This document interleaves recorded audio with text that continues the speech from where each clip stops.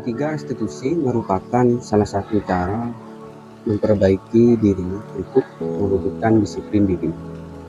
Restitusi memberikan kesempatan kepada murid untuk memiliki disiplin positif, memulihkan diri dari kesalahan, sehingga mereka memiliki tujuan yang jelas.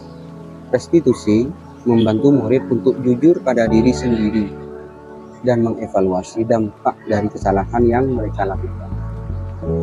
Restitusi memberikan penawaran, bukan paksaan. Sangat penting bagi guru untuk menciptakan kondisi yang membuat siswa bersedia menyelesaikan masalahnya dan berbuat lebih baik. Terdapat 3 langkah pada segitiga restitusi. Yang pertama adalah menstabilkan identitas, yang kedua adalah validasi tindakan yang salah, dan yang ketiga adalah menanyakan keyakinan. Yang pertama yaitu menstabilkan identitas. Menstabilkan identitas merupakan sisi dasar atau hal yang paling dasar dari segitiga restitusi yang bertujuan untuk meyakinkan kegagalan yang dialami anak sebagai hal yang bisa diubah menjadi sebuah kesuksesan. Misalnya, saat anak melakukan kesalahan, guru berperan untuk menenangkan emosinya. Caranya bisa beragam, seperti meyakinkan bahwa manusia pasti pernah berbuat kesalahan, termasuk orang dewasa.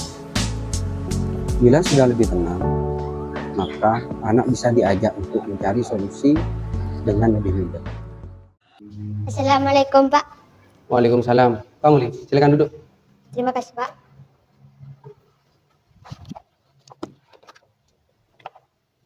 Iya, kamu tahu kenapa kamu dipanggil ke sini sama Bapak? Tidak tahu, Pak. Tidak tahu, yakin? Iya, Pak.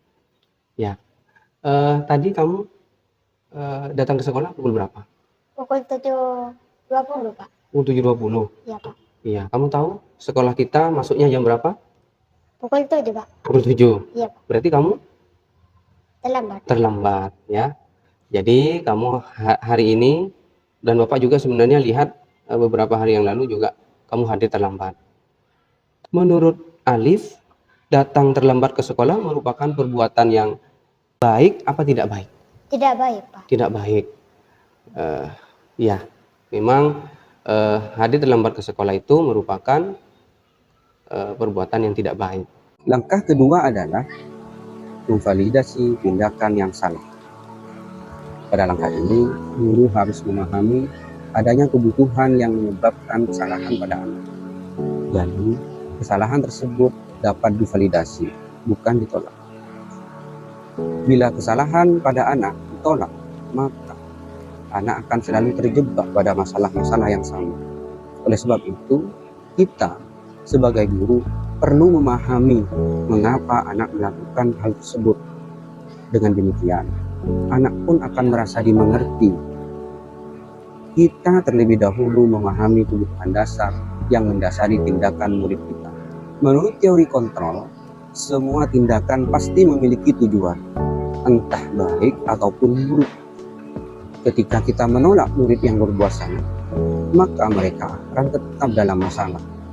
Yang lebih diperlukan adalah kita memahami alasan mereka berbuat kesalahan, sehingga mereka merasa dipahami. Tentunya Alif punya alasan, ya, kenapa Alif datang terlambat ke sekolah. Coba ceritakan pada Bapak. Karena bangun kesiangan, Pak. Oke, bangun kesiangan. Iya, Pak. Kok bisa bangun kesiangan? Karena setelah sholat subuh tidur lagi, Pak. Setelah sholat subuh tidur lagi? Iya, Pak. Oh, kenapa kok tidur lagi? Karena ngantuk, Pak. Karena ngantuk? Iya, Pak. Nah, bangun tidur kesiangan karena setelah sholat subuh masih ngantuk, jadi tidur lagi. Langkah yang ketiga, yaitu menanyakan keyakinan. Dalam hal ini, keyakinan kelas.